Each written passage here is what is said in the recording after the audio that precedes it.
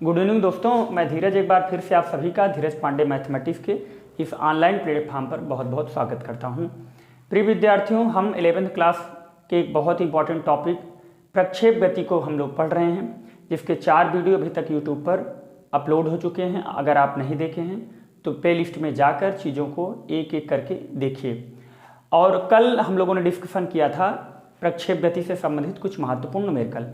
आज भी न्यूमेरिकल की ही क्लास होने वाली है और इसमें हम कुछ ग्राफ भी समझेंगे कि प्रक्षेप का ग्राफ कैसा होता है और प्रक्षेप के ग्राफ के साथ साथ साइन थीटा का ग्राफ कैसा होता है, टैन थीटा का ग्राफ कैसा होता है, कॉस थीटा का ग्राफ कैसा होता है। तो ट्रिगोनोमेट्री रेशियो से संबंधित जो भी ग्राफ होंगे उनको हम अच्छे तरीके से देखेंगे यहाँ। तो डियर, आज हम जो पढ़ने वाले हैं प्रोजेक्टाइल मोशन पार्ट 5 है। ये अभी तक 4 लेक्चर यूट्यूब पर अवेलेबल हैं, जाके आप देख सकते हैं। पहला क्वेश्चन आपकी स्क्रीन पर दिख रहा होगा और हमने आपको ये भी बताया था कि प्रक्षेप का पथ कैसा होता है। तो प्रक्षेप का पथ परवलयाकार होता है और इसके विषय में भी मैंने आप लोगों को बताया था कि यूक्लिड एक गणितज्ञ थे जिन्होंने ज्योमेट्री से संबंधित एक डमरू जैसी आकृति को भेदन किया था, अर्थात काटा था। तो उनसे 4 आकृतियाँ मिली थी, जिसके सहायता से हम एक चैप्टर पढ़ते हैं जिसका नाम होता है शंकु परिक्षेप।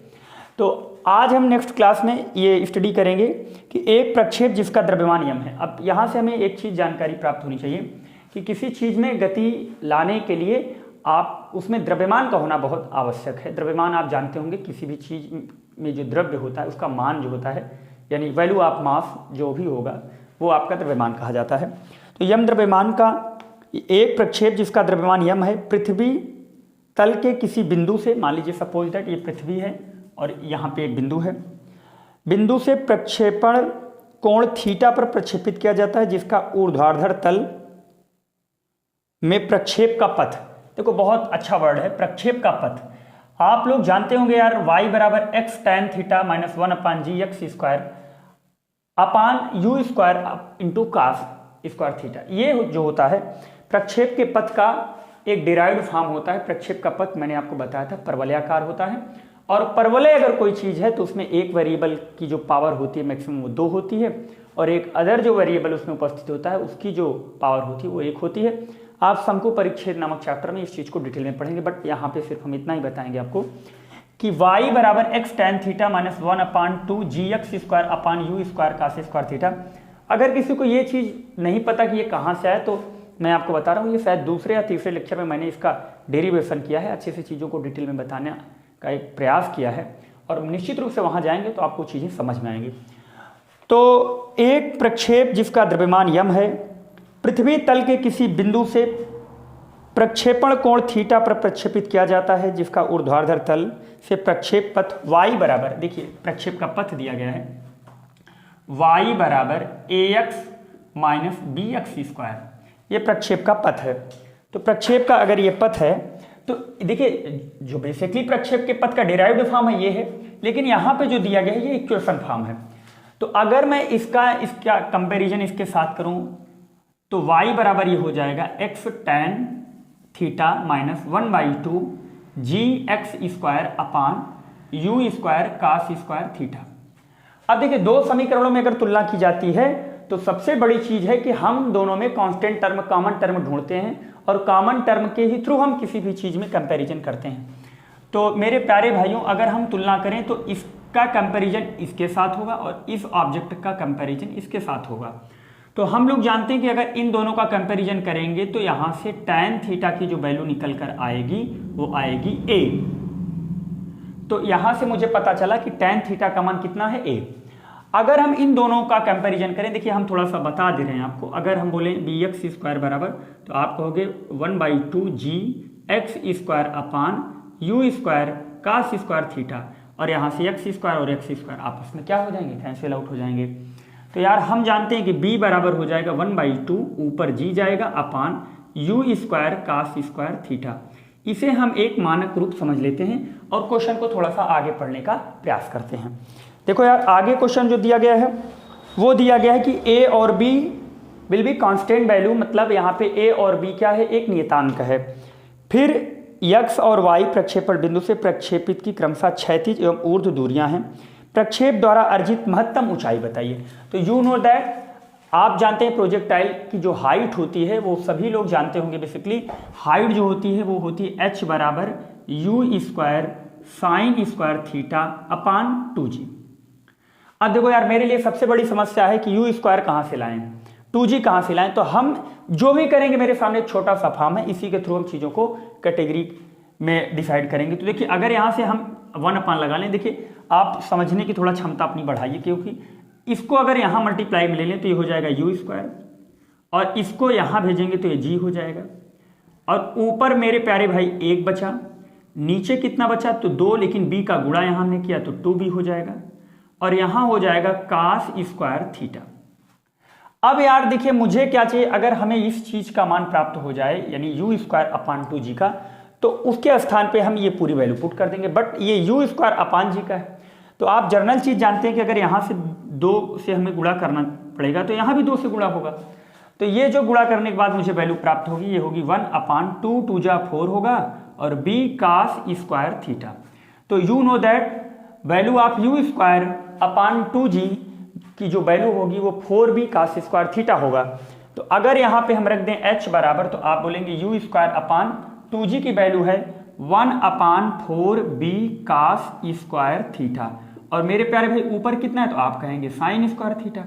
तो हम यहाँ से बोल सकते हैं प्यारे भाइयों h 1 अपान 4b, और आप क्या जानते हैं sine square theta upon cos square theta को हम ऐसे भी लिख सकते हैं, इसका होल स्क्वायर लिख दीजिए। और देखिए, जानकार आप हैं, आपका कैलकुलेशन बहुत अच्छा है, तो चीज़ों को और आसानी से किया जा सकता है। साइन स्क्वायर थीटा अपन कास स्क्वायर थीटा के स्थान पे डायरेक्ट हम लिख सकते हैं टेन स्क्वायर थीटा। तो यहाँ से h बराबर हो जाएगा 1 upon 4b into sine theta upon cos theta will be tan theta का स्क्वायर करेंगे तो हो जाएगा टेन स्क्वायर थीटा। अब यहाँ से अगर हम बोलें h बराबर, तो 1 अपान 4b तो होगा ही होगा, लेकिन यार ये भी तो जानते हैं कि टेन थीटा की वैल्यू हम लोगों ने कितना निकाला है, तो आप कहेंगे a, और a स्क्वायर यहाँ से हो जाएगा, तो यहाँ से h बराबर आ जाएगा a स्क्वायर अपान 4b। ये हाइट ऑफ प्रोजेक्टाइल है, यानी प्रक्षेप के ऊंचाई है। ये हम आशा करते हैं कि आपको समझ में आएगा, आप नोट कर सकते हैं इसको।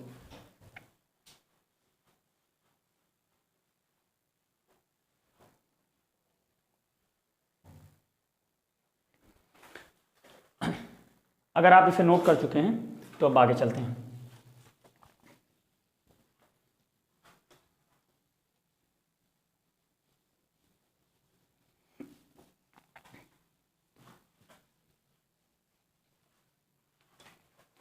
अब हम अगले क्वेश्चन पर चलते हैं। अगला क्वेश्चन इस प्रकार है कि एक वस्तु को इस प्रकार प्रक्षेपित किया जाता है कि इसके द्वारा क्षैतिज परास तथा ऊर्ध्वाधर ऊंचाइयां समान हैं, तो क्षैतिज से किस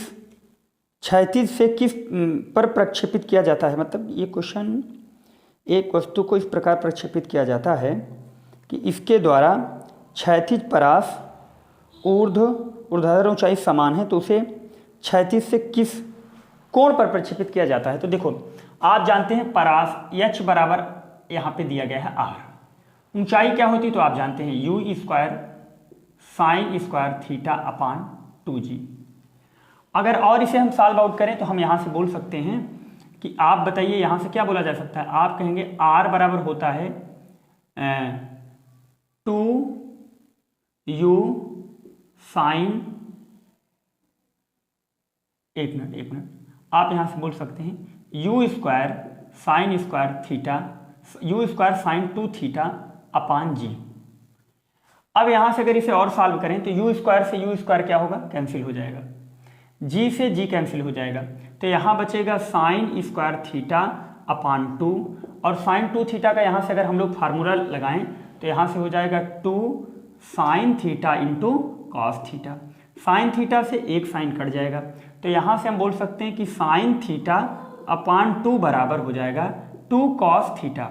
अगर इसे नीचे भेजेंगे तो हो जाएगा साइन थीटा अपान कॉस थीटा बराबर 2 दूना 4, तो यहाँ से हो जाएगा tan थीटा बराबर 4।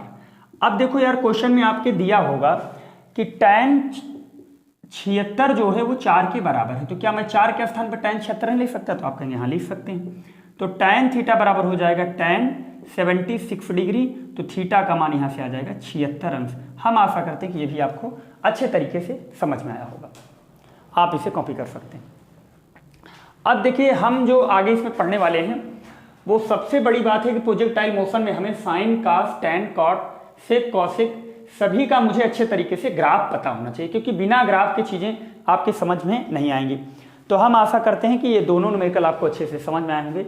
अब एक छोटा सा टॉपिक हम बता रहे हैं कि साइन थीटा का ग्राफ क्या होता है। तो डियर, साइन थीटा का ग्राफ को हम समझने के लिए अगर हम ऐसा करें कि यहाँ पे ले लें 0 और यहाँ पे -1 और यहाँ पे +1 और इससे एक सीधी रेखा हम खींचें, तो इसी देखिए किसी भी चीज़ का मान निकालने के लिए किसी एक टारगेट से हमें कंपैरिजन करना पड़ता है।